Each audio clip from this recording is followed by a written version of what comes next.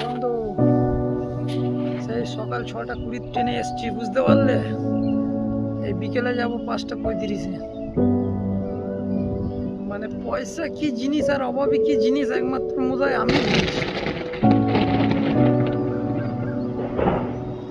আর এদিকে মেঘ একবারে ধুমধাম ধুমধাম করছে, বুঝতে পারলে? সময় থাকতে কাজে ধ্যান দাও, দুটো পয়সা রোজগার করো। অক্সিজেন না থাকলে তুমি বেঁচে থাকবে, কিন্তু পয়সা না থাকলে তুমি বাঁচতে পারবে না, বুঝলে বন্ধু?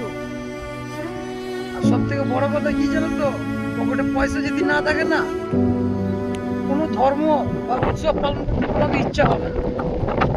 কি বা ঈদ বলো, কিছু বলো, পকেটে পয়সা না থাকলে কোনো উৎসব পালন করতে ইচ্ছা হবে না।